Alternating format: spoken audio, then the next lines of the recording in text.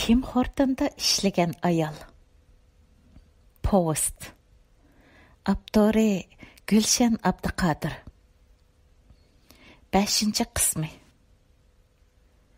Tim Horton barliq Kanadada tug'ilib o'sgan kanadaliklar uchun to'limi oddiy va ko'ngillik bir ish o'rni. Ularning Tim Hortondan oladigan ta'sirotlari bakla oddiy va o'xshash. Ammo menga o'xshash yangi keldi ko'chmanlar uchun Tim Horton o'xshamaydigan ochiq tajribalar bergan bir o'rin. Xuddi paypaslab ketayotgan bir tal yo'g'on cho'milining ustiga kichikkina bir daraxt shexini tashlab qo'yganda yuz beradigan o'zgarishni tomosha qilgandek. Kanadada barliq siyosiga chetilib qolmagan Uyg'urlar intayin baxtlik. Ammo siyosiy bilan chetilib qolgan hamma Uyg'urning o'ziga xos baxtsiz kechmishlar bor. Aldı bilan ular vatanga bora olmaydi. Shunga Kanadada yashayotgan nurg'un Uyg'urlar gap so'z harakatda, rasmga tushish va videolarga chiqishda intayin ehtiyotchan muomala qiladi. Hatta siyosiga aralashib qolgan Uyg'urlarga muomala qilishdimi? Men siyosiyadan qachish uchun Tim Hortonda ishlagan ayol nomli bu postni siyosiy iboralar bilan aralashmagan holatda yezib, vatandagi to'r batlarda e'lon qilish va bu asrimni xalqimga sunish niyatida to'limi ehtiyotchanlik bilan yozdim. Asrimning asli nusxasida hech qanday siyosiy iboralar yo'q deb o'ylaydim. Ammo vatandagi nopozliq to'rbatlardan olgan javoblar meni hayron qoldirdi. Ular hush kallamni yig'ilishimning kerakligini, asrimda bo'lgunchilik va qutratquliq, shundaqla vatanning birligini parchalashga urinadigan gap so'zlarning to'lib turganligini, mandaklarning kasofatidan vatanda chiqayotgan nurg'unlagan to'rbatlarning taqilib qolganligini tilga elib, meni to'yg'izib qo'ygan edi. Demakki, suv ostiga cho'kkan odamning suvning sovuqligini his qilmaganidek, menmo o'zimning siyosiga qanchalik darajada chilishib ketganligimni o'zim his qilolmagan o'xshayman. Xuddi sirkiga chilgan ko'k pomidordek. Undaqda men qachondan boshlab siyosiylashib ketdim? Hürmetlik oqurman. Siz eriq o'stan daryo va ko'llarga tosh etib baqqanmi? Bir tal toshning o'ziga etilgani bilan daryoning emas, balki eriqningmi parvoy pelak. Toshni qo'yniga elib, eqishini davomlashtirib, tog'larni tog'larga, asrlarni asrlarga ulab ketaverdi. Ammo ko'lda undaq emas. Bir tal toshning etilishi bilan ko'lda g'oyat zo'r o'zgarish yuz berdi. Ko'lga etilgan bir tal tosh bilan ko'l tegi taxtidan qo'chilib ketadi. Ko'l yuzida to'xtamay chambaraklar hosil bo'ladi. Ko'l bo'yida ko'ldagi bu o'zgarishni tomosha qilib o'ltirganingizda ixtiyorsiz "Vah, noyta bir tal tosh, ajab qo'chivatda ko'lning ichki dunyosini" deb hayron qolasiz. Oliy maktabni bitirib, toki xizmatga chiqqanga qadar o'zimdan boshqa hech narsani o'ylamaydigan, Guangzhou, Shanxaylarda tijorat qiladigan akallarim akilib bergan kiyimlarni kiyib, әтірләні чечіп, вақтымның тәңдің толсыны ясныш білән өткізідіған, әкін айнақ бір қыз едім. Maaşımğa ali dərəcəlik şokolad, kemput, pəşmət, tanga, iş qılıb yeydiğanlı nərsi bolsa, elib yeyib g'amsiz kun o'tkazatdim. Maryamgul, bugun viloyatlik planliq tug'ut yig'ini ochiladi. Siz berib xabarni yezib keling, dedi bosh tahrir meni ishxonasiga chaqirib. Boludu, dedim mən xoşallıq bilən. Çünki bundaq yığınlar haqqında xəbər yazmaq naiti addi idi. Yeni kelib içilish murasimi. O'ttirdiki muzokara va yepilish murasimi xabarlardan boshqa har qaysi noy shaharlarning planliq tug'ut xizmati doklad qatorliqlar qo'shilib bir oylik xabar yezish vazifamni bir haftada tugutib, aram xudo kemput shokoladlarimni yeb, lalangshib, ishqa kelib, lalangshib ketib degandak kun o'tkazatdim. Shunda qilib, shu oyda men butunlay planliq tug'ut haqida xabar yozdim. Qishning oppoq qor qoplagan, qish optipi poqirab turib, odamlarni saharlik nashtir bilan cheqiyotgan bir kuni ishdan tushib uyimga qaytdim. Idor darvozasiga oz qolganda orqamdan Maryamgul deb chaqirgan ovozni angladim. Ishtik orqamga qardim. İdarimizning 70 yoshga kelib qolgan koni tahriri Mansur apandi velosipedini yetilganicha menga qarab kelyotdi. Mansur apandi garchi pensiyaga chiqib ketgan bo'lsa-mu, ammo tahrir bo'limimiz uni taklif qilib ishiltiyotdi. Men to'xtab Mansur apandimning kelishini saqladim. Mansur apandi menga qarab kelmoqda edi. O uchisiga ko'nirib ketgan qora sokno palto kiyib olgan bo'lib, bo'yniga yo'g'on chaqmoq yung sharpa selib olgan edi. Uning so'l puti sal og'risi kerak, qadamlarini oyab oladi. O ko'ni temir velosipedini so'l haychilab haydab kelyotdi. Velosipedning oldiga qilin paxtaliq palini va quloqchisini esib olgan edi. O odati bo'yicha quloqcha va palini darvozadan oldiga chiqqanda velosipedga minishdan avval kiyatdi. Uning chochlari xuddi yengili chelingan rishalidek oq va yumshoq edi. Ha, Mansurka, qaytdingizmi?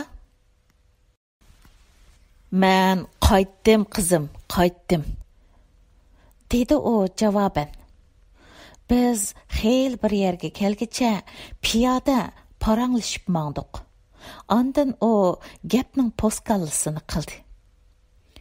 Qizim, Maryamgul, sizga deb qo'ydigan bir gap bor.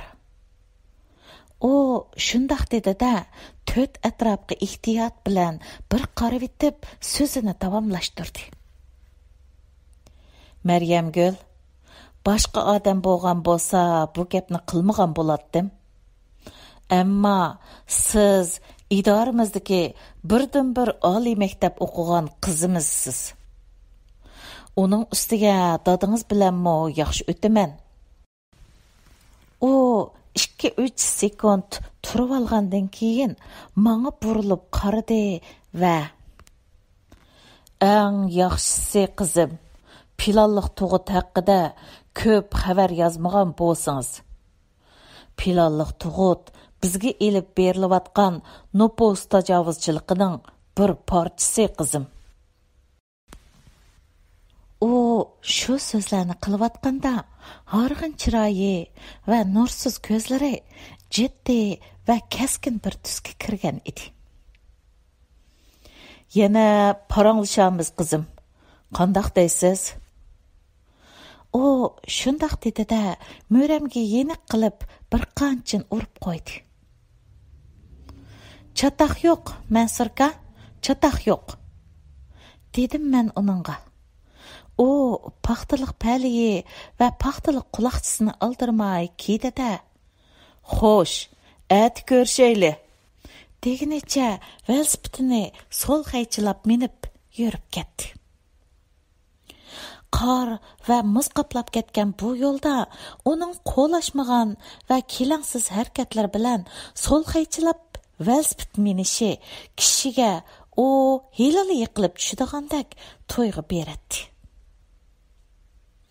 Ammo u yiqilib ketmadi. O velosipedning chaqini yenik aylantirib, odamlar to'pi orasiga kirib ketdi. Mana bu mening hayot ko'limga etilgan bir tal tosh edi. Bu tosh mening ro'yi dunyorimni xuddi uzun yillar tashlanib qolgan bir o'nkirga, sham yiqilgandek, kun nuri tushmaydigan qorong'u bir ambarda bir tal saranga cheqilgandek yo'rtib etgan edi. Men bu mo'ysipit odamning orqasidan qarab hayron qoldim. Xalq orasida nima degan ulug' odamlar bor, ha? Men planliq tug'ut siyosatining Uyg'urlar uchun xatarlik bir siyosat ekanligini bilsammi? Ammo uningga amaliy harakatim bilan qarshi turishni, eng oz deganda norozi bo'lishni bilmagan edim. Shu kundan e'tiboran men Mansur apandini intayin hurmat qiladigan bo'ldim. Uni xuddi mening va bu davrning ma'naviy tavarrukidek his qiladigan bo'ldim. Oradan 2 yil o'tgandan keyin Mansur apandi vafot bo'lib ketdi.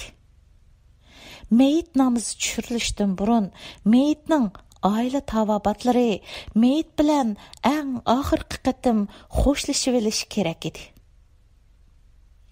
Men qistilib yurib, uning farzandlar qatorida uning yuzini eng oxirgi qatim eng yaqindan ko'rishga muyassar bo'ldim. O intayin tamkin, xotirjam va huzur ichida yotadi. O menga nisbatan men xalqimga yuz kelolmagidek bir narsa yozmadim. Qalbimni faqat o'zimning irodasi bo'yicha emas, balki xalqimning irodasi bo'yicha tavratdim. Shunga o'lsammi armonim yo'q, devatqandek bilindi. Men Uyg'urcha yapılaq tilda aytganda, Mansur apandining o'limidan keyin butunlay siyosiy bo'lib ketdim. Uyg'urcha aytganda, hukumat tashviq qil deganni ko'p tashviq qilmaslik, yozgan narsalarimda hukumatni dartmilab chiqib oladigan narsalarni aralashtirish, siyosiy iboralar va maqtashlardan xoli bir narsa yezish siyosiy bo'lib ketganlik hisoblanadi. Men Maryamgul Abdurahmon Toronto ko'chalarida aldirash mengib, Tim Horton atliq ish o'rnimga ishlash uchun ketyapman. Tim Horton Kanadaning 1-nomerlik tez mulozimat restorani. Butun Kanadada 3200 dan ortiq Tim Horton bo'lishi mumkin. Ya'ni zanjirlashib ketgan. U da 2 qatim Tim Hortondan qo'g'landi bo'lib, endi bu 3-chisiga xeyli singib qoldim. Men Tim Horton atliq bu Kanadaning 1-nomerlik tez mulozimat restoranida ishlash jarayonida qo'g'landi bo'lishdan tortib hozirgacha 5 oliy maktabni bitirgandek bir bilimga ega bo'ldim desam, po atgan bo'lmasman balkim. Tim Hortondagi tunji kunimni o'ylasam kulgim keladi. Men o kuni xuddi bir peqir tip tashlavassa, Afrikadagi yova odamlar bor o'rmonliqqa tushgan bir odamga o'xshab qolgan edim. Albatta, Kanadaliklar o yova odamlardek qo'rqinchli emas, balki intayin samimiy va yordamso'yar. Bu yerdagi asosli gap, men hayotimda ko'ribmi boqmagan bir yuqori saviyalik mulozimatning bo'lganligida, hamda mening bu saviyam bilan moslasholmay so'ralganligimda. Ikkinchi qatimliq Tim Hortondan qo'g'landi bo'lgan vaqtimda boshliqim meni ishxonasiga chaqirdi. Boshliqim yuzlardan nur yig'ib turadigan intayin bir samimiy odam edi. O menga qarab mundaq dedi. O'zgunim Maryamgul, mening seni ishdan chiqarib yo'q edi. Ammo shunday qilishga majbur bo'lib qoldim. Sening bundan keyingi ishlaringga omad tilayman. Gerçi o meni qo'g'landi qilayotgan bo'lsa-mu, ammo bu menga hech ig'ir kelmadi. Chunki o mening ismimni xuddi bir Uyg'ur atayotgandekla Maryamgul deb to'liq va chiroyli talaffuz qilgan edi. Maryamgul, sen dunyoning nerede bo'l, savdo tijoratning mundaq bir ochquchi bor. Buni esingda tut. Dedi boshliqim menga qarab, dana aldirmay, samimiylik bilan inglizcha so'zlab. Buning biri sifat, yana biri pokizlik, yana biri kulimsirash. Xaridorlar seni kulimsirashni bilmaydi ekan deb shikoyat qildi. Agar sen davomliq Tim Hortonda ishlamoqchi bo'lsang, davomliq kulimsirab tur. Boshliqimning bu so'zi bilan men o'ng tarafimda isig'liq turgan aynakka chondirmay qarab oldim. Allah, aynakka qardimda hammani bildim. Men kulimsiralmaslik, ya'ni kulalmaslik kasaliga giribdor bo'lib qopdiman. Darhol xiyollarim qaqoqlab kulib qo'g'lashmoq o'ynagan, og'chaylam o'ynagan balaliq chog'larimga, mardona qaqoqlab kulib, chaysirang ponni sarcha ko'ynaklarimni lapildatib valisqa piyqirgan yoshlik chog'larimga kechdi. O chog'larda ajab kulalagan edim. Ammo hozir nemishga kulalmayman? Ha, bildim. Men nemishga kulalmaslik kasaliga giribdor bo'lib qoldim degan bir kitob yozib chiqishim kerak.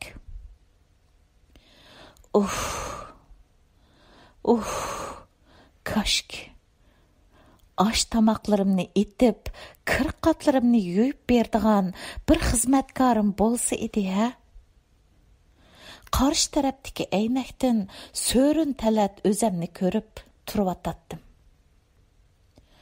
Ondaq bir kulimsiralmaslik kasaliga giribdor bo'lgan so'rin talat ayolni qandaqmi ishlassin-a? Men boshlig'imning meni Tim Hortondan qo'g'landi qilib o'tishidagi bu sababiga tamoman qoyil bo'lgan edim. Biz xaridorlarga bir va'da berdik, Maryamgul. U bo'lsa-mu mahsulotlarimizning sop va yengiligi deb so'zini davomlashtirdi boshlig'im. Agar biz bu va'damizga amal qila olmaydi ekanmiz, tijoratimiz shu zamot cho'kib ketadi. Har bir cho'gin yangi qahva va choy damlanganda u faqat 20 minut ichida setilib ketishi kerak. Agar 20 minut ichida setilib tugimasa, uni to'kib o'tishing kerak. Biz sening Tim Hortonning bu shartlariga toza amal qilib ketalmaganligingni his qildik.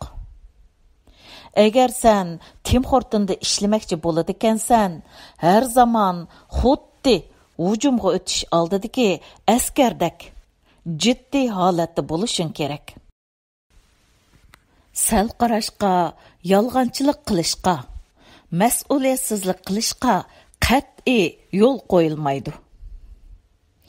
Sening o'tkazgan har qanday bir kichik mas'uliyatsizliging gazet va radio, televizorlar uchun muhim xabar obyekti bo'lib qolishi va bizning xalqning oldiga chiqib apu so'rashimizga sababchi bo'lib qolishi, hattoki Tim Hortonni taqishimizga sabab bo'lib qolishi mumkin. Chunki biz xaridorlarga shundaq va'da berdik. Kanadada xaridor demak xudo demak. Kanadada xaridorlar shikoyat qilib, har qanday mulozimat organini taqitib o'tadi. Men boshlig'imning so'zini jim o'ltirib anglamoqda edim. Rostini aytganda, bak yugoshlashib ketgan edim. Kanada meni shunchalik yugoshlitayotgan ediki, ayhanas, iliqi munozirchi Maryamguldan asarmi qolmagan edi. Demakki, xaridorlar 20 minutdan ortiq turib qolgan qahvani sotdi deb ustimdan shikoyat qildi. Boshlig'im so'zini davomlashtiryapti.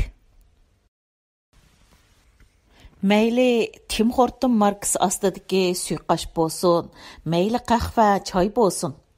Sen uningga cho'qim qachon yasalganligini va qachon vaqti o'tib ketadiganligini aniq qilib xaridorlar ko'raligidek darajada ustiga yezib qo'yishing kerak. Vaqti o'tib ketadi ekan, u qanchalik qimmat narsa bo'lsa-mu, uni darhol axlatga tashlashing kerak.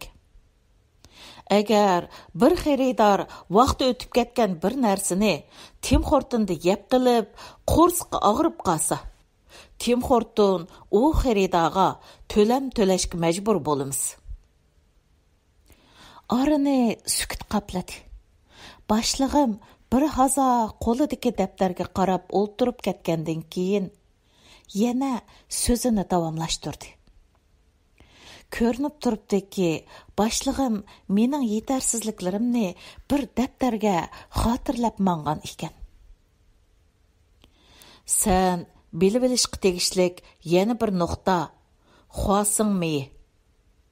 Kanadada nurg'un kishilarga xo'singmi reaksiya qiladi. Shunga, agar bir xaridor bagilga xo'singmi surkab berishni tavsiya qilgan bo'lsa, sen bu xaridorga cho'qim plastik pichoq ishlatishing kerak va ishlatib bo'lgandan keyin pichoqni tashlab o'tishing. Shundaqla atrofingni pokiz tozalab, dezinfeksiya qilishing kerak. Agar undaq qilmay, xo'singmiga ishlatgan o'xshash pichoqni ikkinchi xaridorga ishlatib qilib, ikkinchi xaridor xo'singdan reaksiyalanib qolsa, u chaqda Tim Horton u xaridorga to'lam to'lashga majbur bo'lib qoladi. Men kallamda boshqa xiyollarimni birlikda qilgach, boshlig'imning so'zini anglamoqda edim. Tim Hortonning Kanadada shuhrat qozonishidagi yana bir ochqoch pokizlik. Men sendan bir narsa so'rab baqay. Maryamgul, Tim Hortonning ichidagi ustal, shkaf va qozon beshinlarini dezinfeksiya qiladigan, ya'ni dasmalni selib surtadigan suvning temperaturasi qancha bo'lishi kerak? Uy temperaturasi bo'lishi kerak. To'g'ri aytding.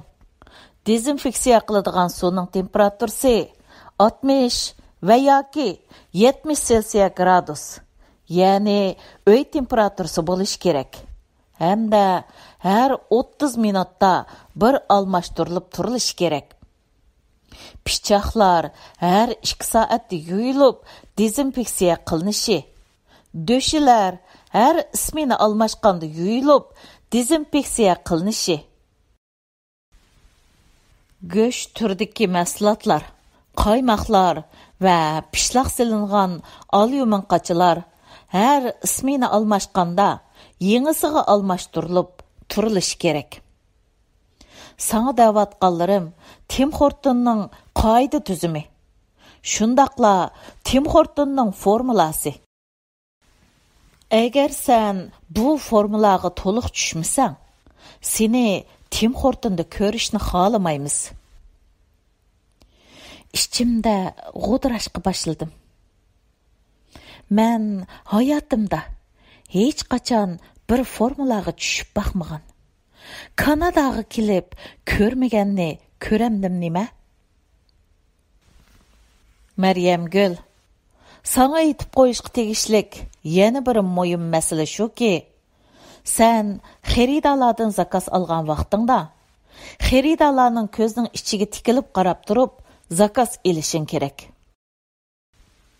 Kanadada qarshi tarafdan ko'zni qochirib turib so'zlash, qarshi tarafga hurmatsizlik qilganlik bo'ladi. Ammo mening madaniyatimda ayollarning erlarning ko'zining ichiga qarab turib so'zlashi hayosizlik hisoblanadi. Men darhol norozilik bildirdim. Boshliqim bu gapni anglab kulib ketdi. Maryam Gül, sen Tim Hortonda ishlayman deydikansan, Kanadaliklarning madaniyat va qimmat qarshiga hurmat qilishing kerak, dedi u yana. Maryam Gül, albatta sen bizning Tim Hortonda ishlash jarayonida yuqorqi jihatlarda ba'zan savalliklarni o'tkazgan bo'lsangmi, ammo yana nurg'unlagan xaridorlarga to'g'ri mulozimat qilib, ularni rozi qilib yo'lga solding. Men seni bu muvaffaqiyating uchun tabriklayman. Boshliqim menga qo'lini uzatdi va qo'limni ching siqdi. Bu $50 Tim Horton karti. Xo'shal kunlaringda ishiltarsan. Men kartqa asta qo'limni uzatdim va rahmat degan so'zni oralla og'zimdan chiqara oldim. Maryam Gül, agar sen xohlasang, yana bir yildan keyin men sana yana mush Tim Hortonga kirib ishlash fursati bera olayman. Sen bu bir yil jarayonida inglizchangni texim yaxshila. Tim Horton ko'chmanlar uchun sinoqlardan o'tishi intayin tas bo'lgan bir oliy maktabga o'xshaydi. Meningmi ota-onam Kanadaga ko'chman bo'lib kelgan. Onam inglizchani 20 yil to'xtamay o'rgangan. Hatto onamni hayotida inglizcha o'rganib, bu olamdan ketdi desammi, xatolashmayman. Biz ko'chmanlar Kanada jamiyatiga singib kirmiz deydiganmiz. Har kuni inglizcha o'rganib turishimiz kerak. Agar unda qilmasak, o'zimiz Kanadada kallimiz, ro'yimiz va tushunchalarimiz o'z vatanimizda qolgan biri bo'lib qolamiz.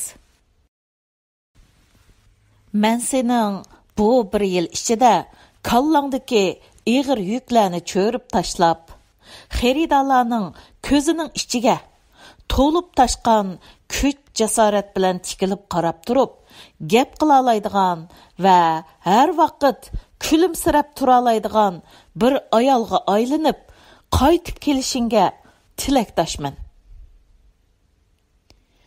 Men Tim Hortondan xo'shlashib sirtqa chiqdim. Torontoning markaziy ko'chalarining birida kulimsirashdan xoli, so'rin talat chiroyim bilan ketyapman.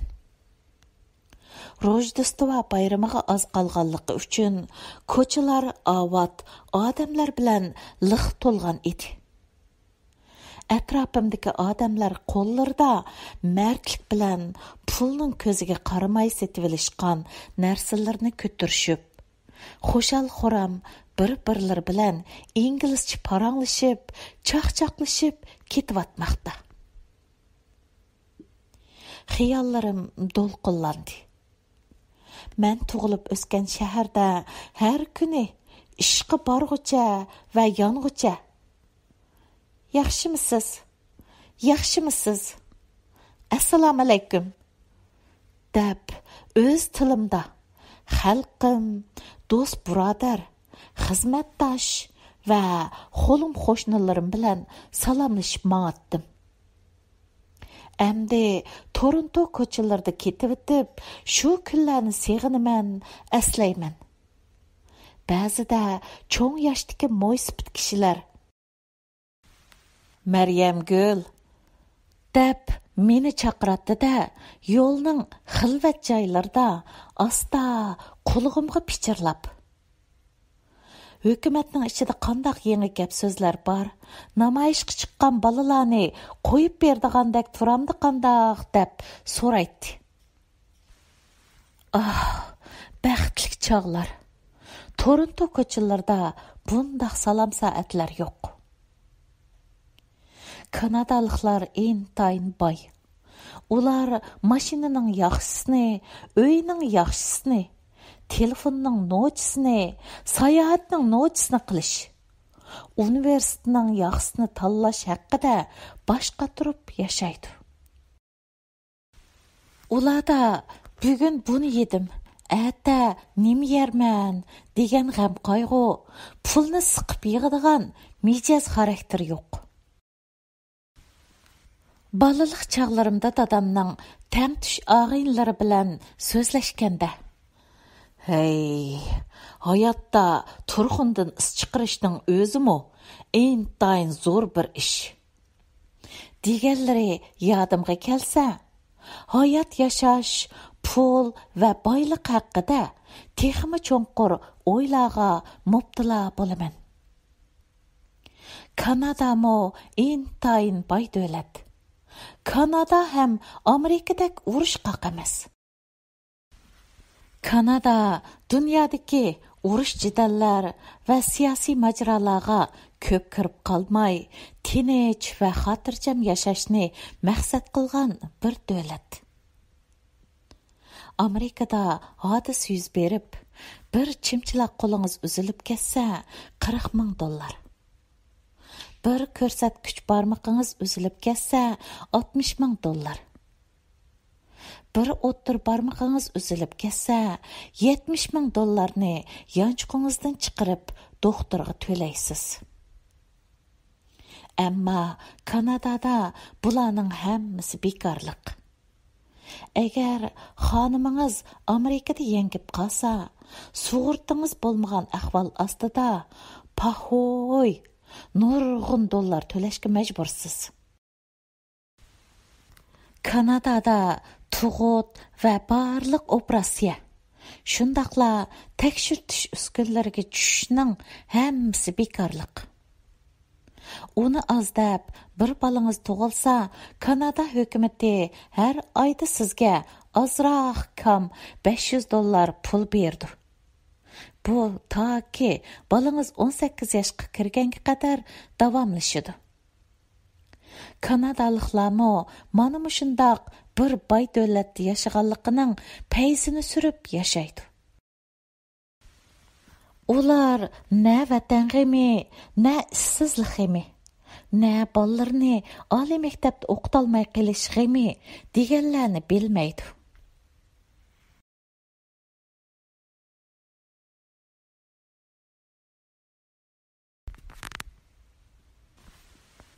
...2015 yil 1-oyning 7-kuni.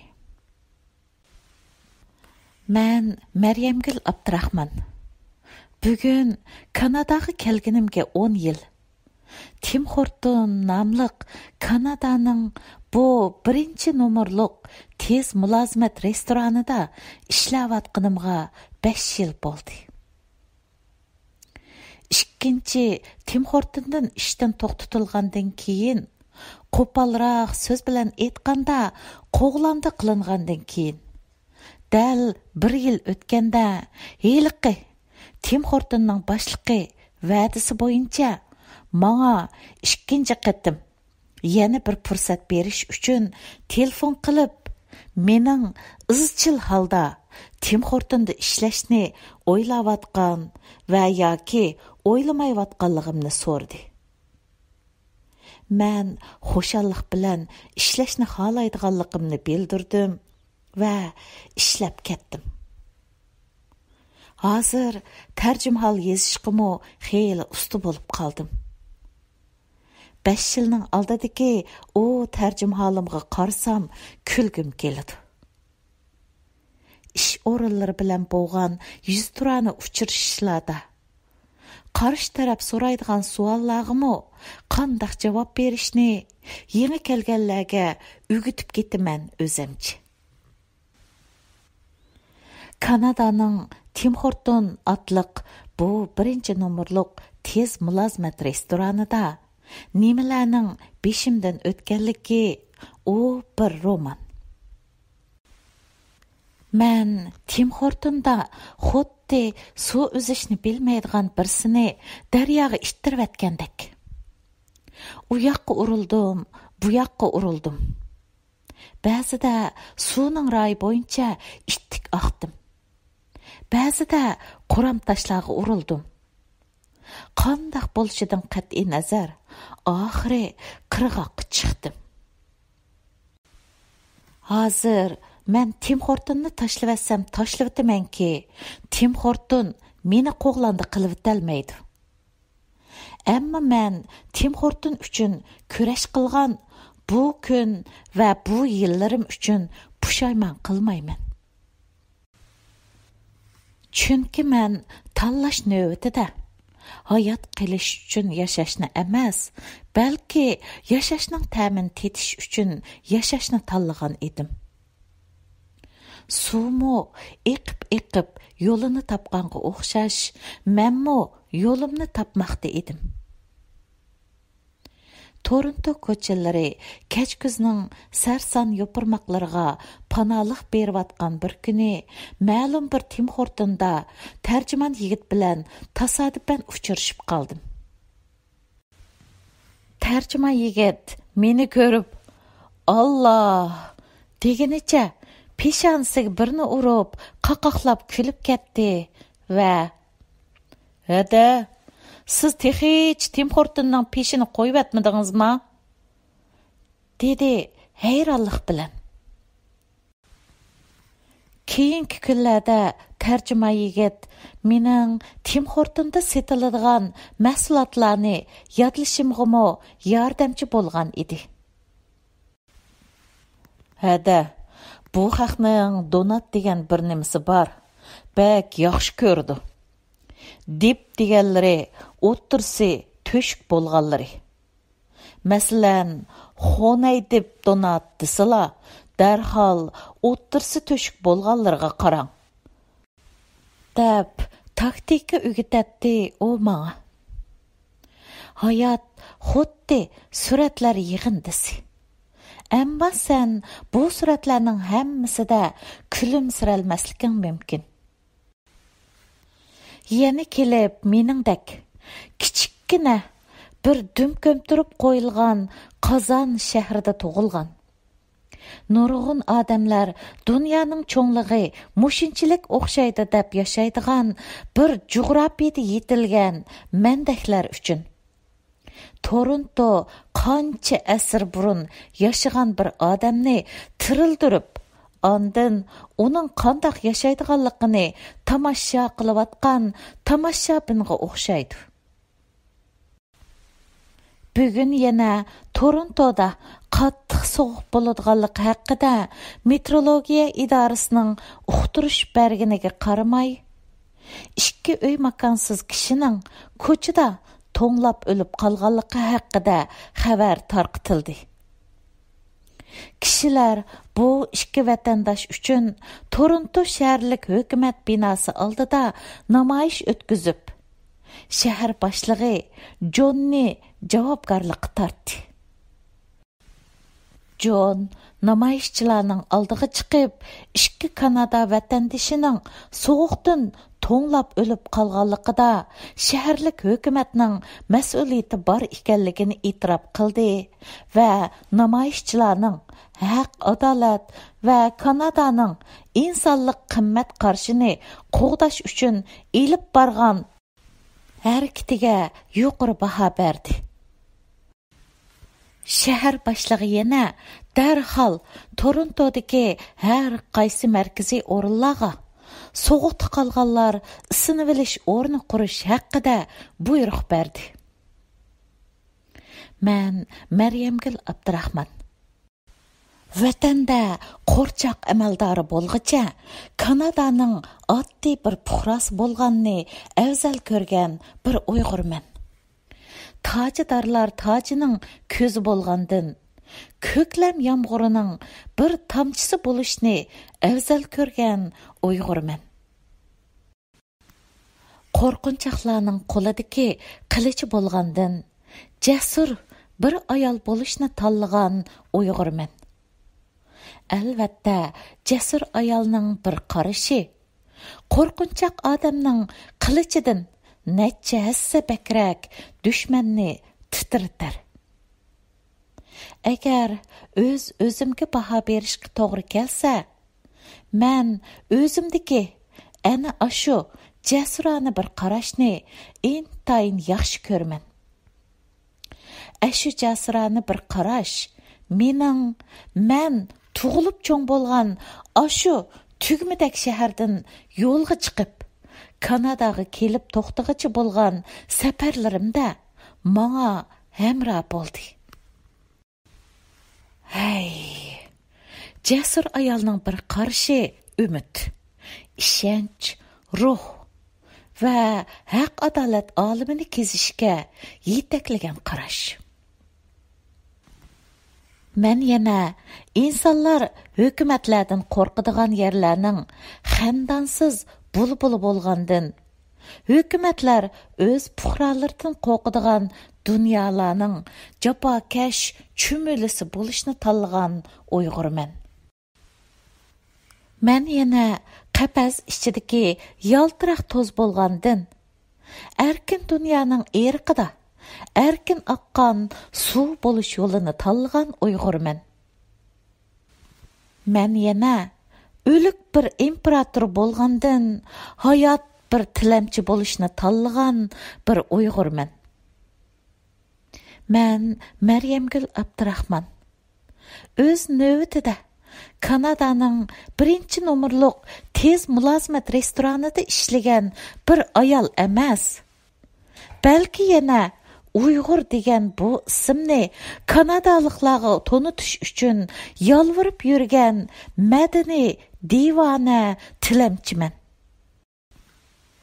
Vatandagi tilamchilardan farqim, ular etigiga 10 tiyin tashlanganiga xo'sh bo'lsa, men bir odamning Uyg'urni bilgan va toniganiga xo'sh bo'lib, uningdan putmas, tugamas umid, jasorat va ruh elib yashaydigan Uyg'urman.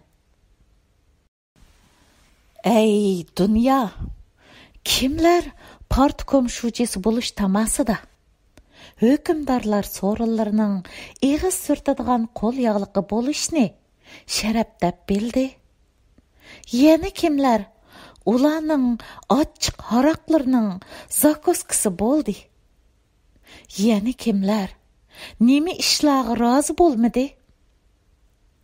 Yana kimlar nur bakri bo'lib qilish uvolchiligidan badar qochdi, hatto qit'alar atlab xuddi mendek. Kanadada o'tgan bu yillar menda cho'ng o'zgarishlar hosil qildi.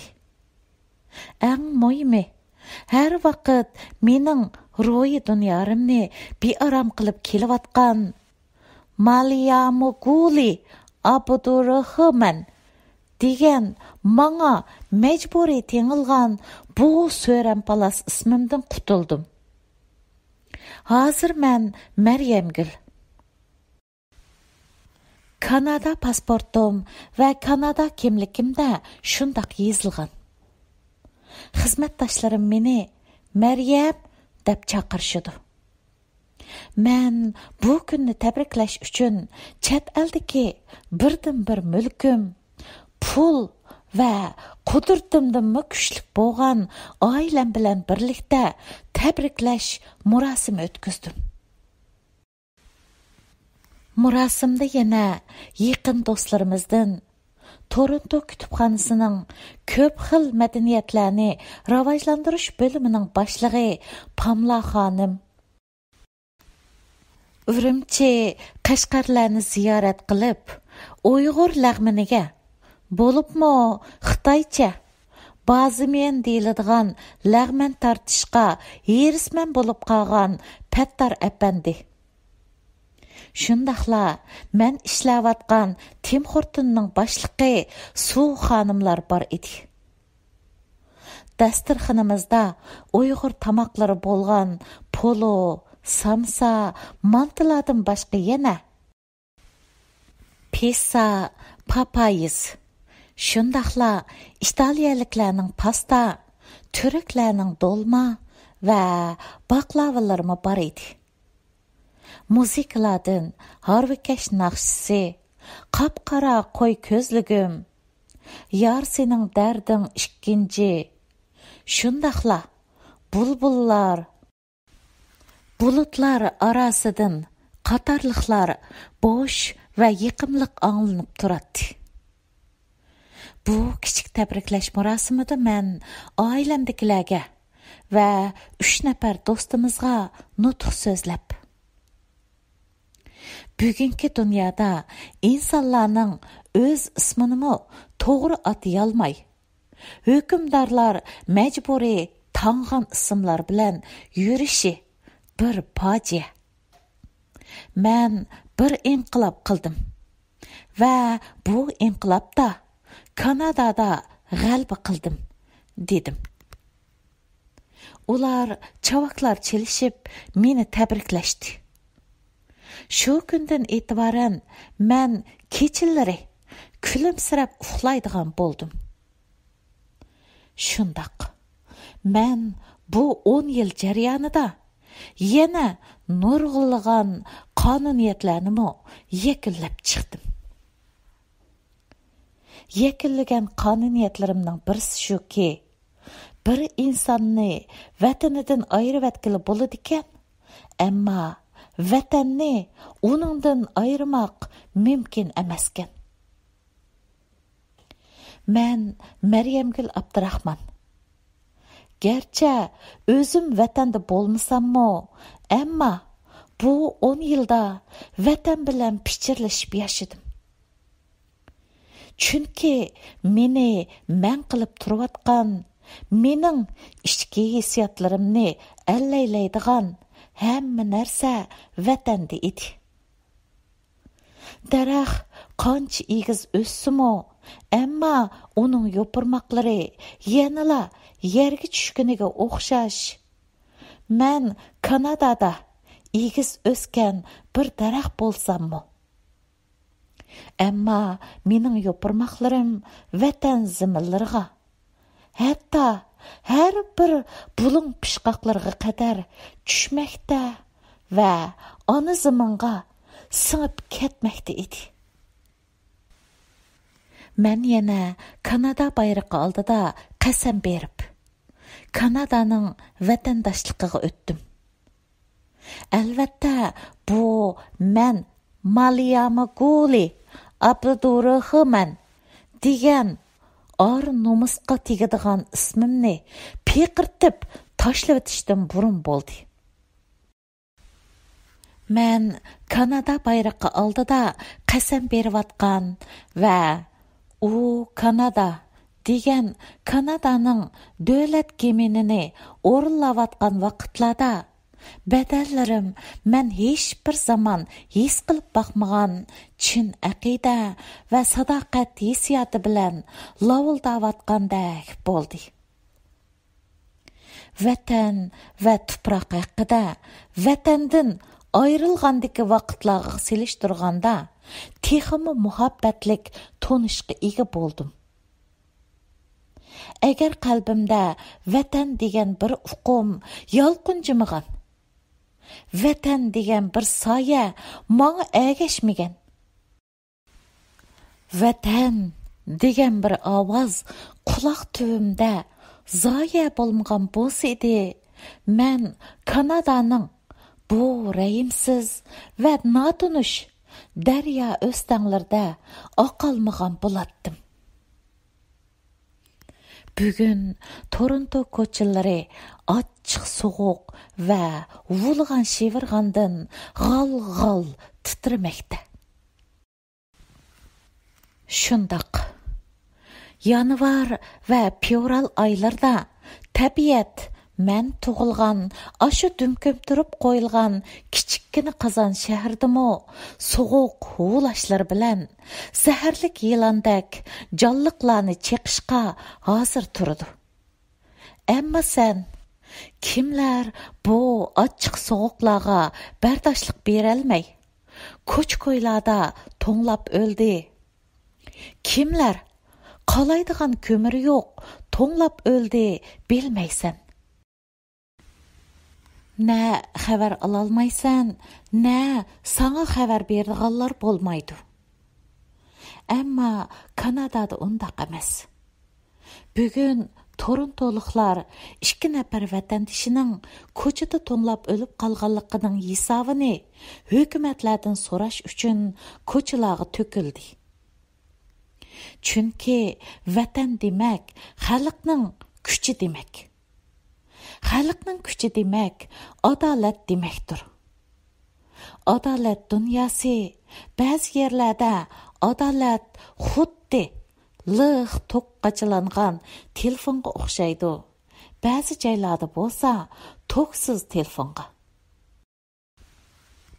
Gerçi kunning sovuq bo'lganiga qaramay, bugun men ishlayotgan bu Tim Horton her kundakidan 2 hassa aldirash bo'lib ketdi.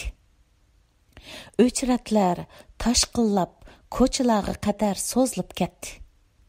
Chunki men ishlayotgan bu Tim Horton shaharlik hukumat binosiga yaqin atrofda bo'lganligi uchun muzlagan namoyishchilar Tim Hortonga o'zini etishgan edi. Men qahva, choy damlash, damlanib bo'lgan qahva, choylarning qirindilarini axlatga tashlab yuyib, tozalab, yangi qahva, choylarni damlashga hozirlanish, zakaz elish, xaridorlarning qahva, choylarini damlab berish, xaridorlar zakaz qilgan tatli turimlarni, shundaqla suyqash va sandvich deganga o'xshash narsalarni xaridorlarga yetkazib berish qatorliq ishlar bilan mashg'ul edim. Hozir 10 yilning oldidagi Mishjon, Izilangu, Yig'langu Maryamguldan asar qolmagan edi. Men shunchalik tez va shunchalik chaptaslik bilan zakaz elib, xaridorlarning qahva, choy va yemak-ichmaklarini shunchalik tez yetkazib beratdimki, ay Hanas, boshlig'im to'xtamay Maryam yaxshi ishlayotsan deb menga madad beratdi. Ay ayol, yig'lama.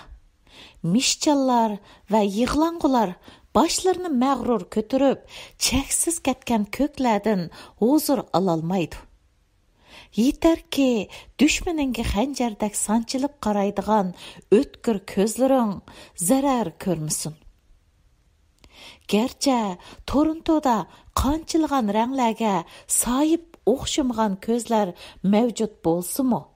Amma onundan iqivatqan yaşlar oxşaş idi.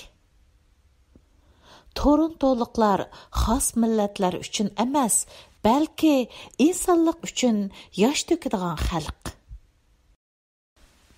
Bugun Toronto xalqi qattiq soğuq sababidan ko'chada to'nglab o'lib qolgan 2 nafar vatandoshi uchun yosh to'kdi va yana yosh to'kib uyida o'ltirib qolmadi. Balki ishlarini tashlab ko'chalarga to'kildi.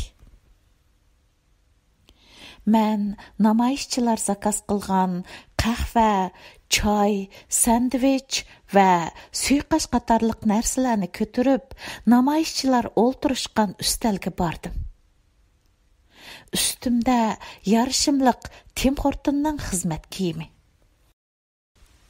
Maydamda Maryamgul deb yozilgan ism kartochkam. Beshimda Tim Horton degan xat yozilgan shapkam bor edi. Ro'yimmo ustin edi. Namoyishchilar hukumatni to'xtamay ayblamoqda edi. Ular bugungi kunda Kanadada 2 kishining sovuqdan to'nglab o'lib qilishi Kanada hukumati va xalqi uchun nomus deb g'azab bilan so'zlashmoqda. Namoyishchilarning bu holatini ko'rib, xiyollarim qanotlandi. Ko'z oldimdan izdiraksiz g'oyib bo'lgan o'g'lini izlab, cho'qonlarni dunyolarga qadar anglatishga urinayotgan, ammo bo'g'ilib kelayotgan qaysar Uyg'ur onalari. Dünya adaletining urqi nima degan takshi chechilmagan ha? Ba'zi yerlarga bak mo'l, ba'zi yerlarga bo'lsa hech chechilmagan. Men tug'ilib cho'ng bo'lgan ashu dumkum turib qo'yilgan Qozon shaharda nurg'un kishilar izdiraksiz g'oyib bo'lib ketdi. Turmalarda o'ldi. Qani bular nega ketdi deb so'rg'uchilarmi o'ldi. Men ashu dumkum turib qo'yilgan Qozon shaharga adolat ilib kelaligidek kuchga soyib bo'lmasammi? Ammo adolat hukm surayotgan bir joyni oxir topdim. Hamda haq adolat uchun cho'qon selayotgan bu haq adolat egillarga eng yaqin holatda turib xizmat qilmoqdaman. Torontodagi insonlik qimmati bilan mening ona shahrimdagi insonlik qimmati o'ttirsida selishtiroli bo'lmag'idek darajada zo'r farq bor edi. Oqning taqdiri kirlanmak, qarining taqdiri qarilanmak bo'lganidek, men dumkum turib qo'yilgan qora qozon ostidagi qora taqdirga duchor bo'lib, qarilanib kelgan bir millatning pushtidiman. Men Maryamgul Abdurahmon. Kanadada adolat haqida ko'p narsalar o'rgandim. Ba'zilar maktablarda o'qib o'rganadi, ba'zilar yashab o'rganadi. Xuddi mendek. Yashaganlar dengizdagi bo'ron chapqin chayqagan kemiga o'xshaydi. Maryam, tuyuqsiz qulog'imga birsining meni chaqirgan ovoz anglandi. Men beshimni ko'tarib yon ustalga qardim. Mening ismim Alex. Toronto universitetida o'qiyman. Men bugungi bu namoyishning tashkillovchisiman. Tanishganimga mamnunman. Qahvani bak yaxshi damlabsiz. Rahmat, dedi Alex menga qo'l uzatib. Rahmat, bu mening xizmatim, dedim men uningga javoban. Maryam, siz o'zbekmi? deb so'radi Alex orqadan. Yo'q, men javob berishga tamshiladim. O, darhol. To'xtang, men topaman. dedi ciddi talaffuzda. Arqadan o yana. Undaqda siz Uyg'ur, shundaqmi? dedi. Shundaq. Ammo qanda bilib oldingiz? Men bir inglizning mening qaysi millatdan ekanligimni faraz qilib bilib olganini tunji ko'rishim edi. Men Toronto universitetida tarix fanlari o'qiyman. Men aslida Mo'ng'ul tarixiga intayin qiziqqan va buning uchun yo'lga chiqqan edim. Ammo o'qish jarayonida Mo'ng'ul tarixining Uyg'ur tarixi bilan giralishib ketganligini his qildim. Men Uyg'urlarni biladigan va Uyg'ur tarixiga qiziqadigan bir ingliz bilan tasodifiy Tim Hortonda uchrashib qolganimdan intayin hayajonlandim. Hayajon sababidan bo'lsa kerak, og'zimga boshqa gap kelmay, to'xtamasdan. Siz bilan ko'rishganligimdan mamnun bo'ldim degan so'zni takrorlab ketdim. Maryamgul, Torontoda qanchalik Uyg'ur bor? So'radi Alex mendan. 150 yoki 200 atrofida Uyg'ur oilasi bo'lishi mumkin. Nayt yaxshi. Alex men bilan so'zlashgach, yonchuqidan hisoblag'ishni chiqarib, mendan dunyoning har qaysi joylarida taxminan qanchalikdan Uyg'ur yashaydiganligini so'ragach, Xitoy chegarasi sirtida yashaydigan Uyg'urlarning statistikasini qilmoqda edi. U bir hazo hisoblag'ach qarab turib ketgandan keyin mundaq dedi. Xitoy o'zining nüfus ma'lumoti bo'yicha aytgandimi, Uyg'urlar 9 million atrofida.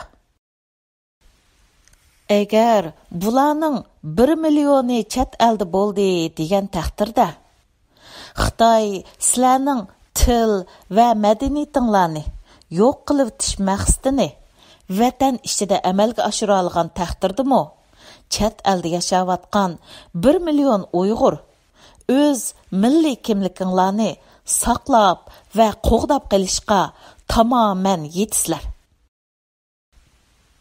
Shundaqla mustaqil bir davlat bo'lish jihatdagi raqamlarga kelsak, sizlarning qarindishinglar Qirg'iziston, Turkmaniston qatorliq davlatlar 5 millionlik nüfusi bilan mustaqil bo'lib turmoqda.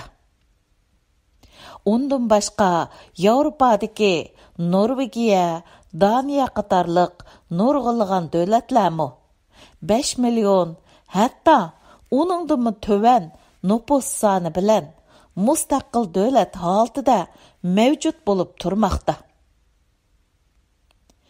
Men intayin hayajon va xushalliq ichida Alexning so'zlarini tingshimoqda edim. Maryamgul, sizlar har yili 5-iyul inqilobi, Barin va G'ulji inqiloblarini xotirlab namoyishga chiqyapsizlar? Albatta chiqyapmiz, dedim men javoban. İşçimde bo'lsa, Alexning biz Uyg'urlarning hamma harakatlarimiz bo'lgan kunlarimiz haqida to'liq ma'lumotga ega bo'lganligidan texmo so'yingan edim. Nayt yaxshi. Cho'qan silish va namoyish qilish ro'yinglarni yo'qitib qo'ymanglar. Chunki Kanadaliklar jimjit sukutga cho'mgan millatlarning emas, haq va adolat uchun cho'qan salgan millatlarning orqasida turishni tanlagan xalqlardir. Yana bir gap, sizlar Barinda, Urumchida, G'uljida bir vaqa chiqardinglar emas, balki bir inqilob qildinglar. Nurg'unlagan Uyg'urlar qurbonlik berdi. Şunun üçün bu hərəkətlərini sizlər inqilab deb atışыңlar. Özüңlar qılğan inqilablarni to'lib taşqan ishonch bilan inqilob deyalishinglar kerak.